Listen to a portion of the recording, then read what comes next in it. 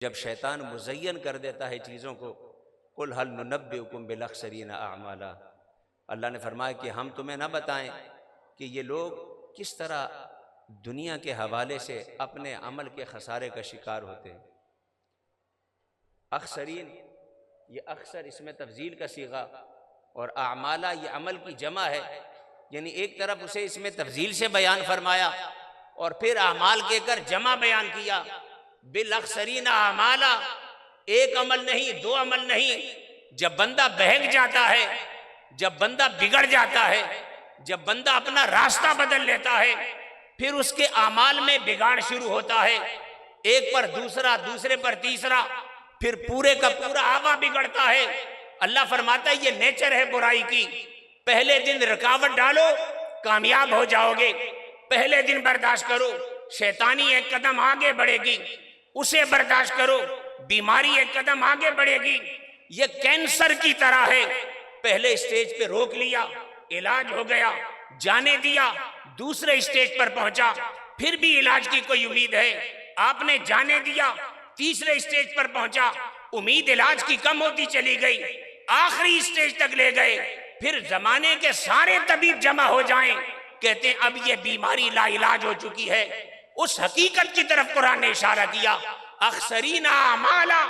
जब एक जगह से रुकावट छोड़ दो, एक जगह से अपनी जिम्मेदारी छोड़ दो, एक जगह से टोकना छोड़ दो, फिर ये बढ़ते चले जाते हैं, बढ़ते चले जाते हैं। एक वक्त ऐसा आता है जैसे कैंसर सारे बदन और खून को अपने शिकंजे में ले लेता है।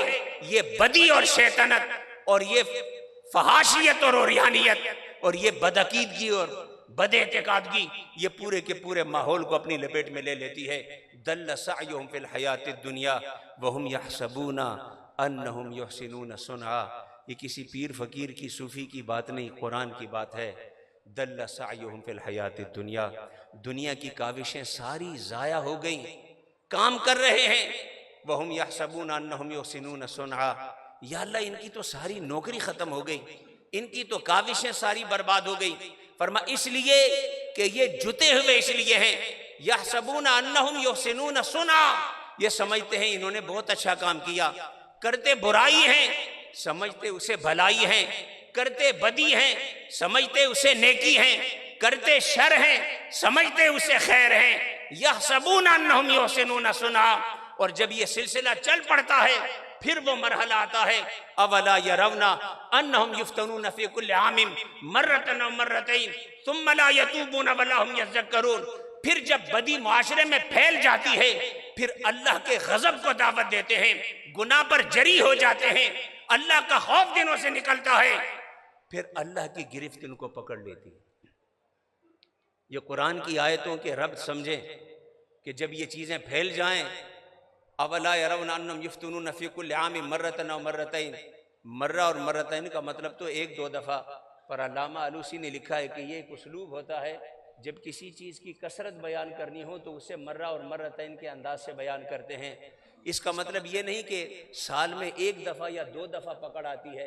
अल्लामा आलूसी ने फरमाया फिर कसरत से बलाएँ आती हैं, कसरत से मुसीबतें आती हैं, कसरत से नहूसतें आती हैं, कसरत से परेशानी आती हैं। लोग कहते हैं मस्जिदें तो हैं, हमारी परेशानियां क्यों खत्म नहीं होती? मज़ारात भी हैं, हमारी मुरादें सारी पूरी क्यों नहीं होती? हम काम भी करते हैं, हमारे काम में नूर क्यों नहीं पैदा होता?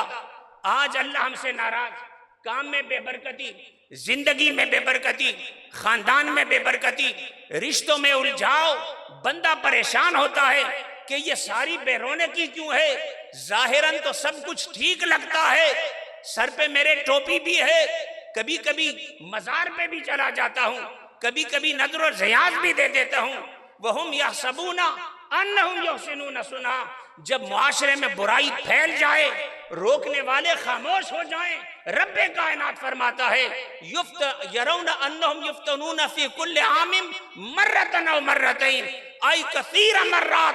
फिर रब्बे कायनात के अजाब होते हैं, कभी जलजले की शक्ल में जकड़ते हैं, कभी सैलाब की शक्ल में जगड़ते हैं, कभी गुर्बत की शक्ल में जगड़ते हैं, कभी जिल्लत की शक्ल में जगड़ते हैं।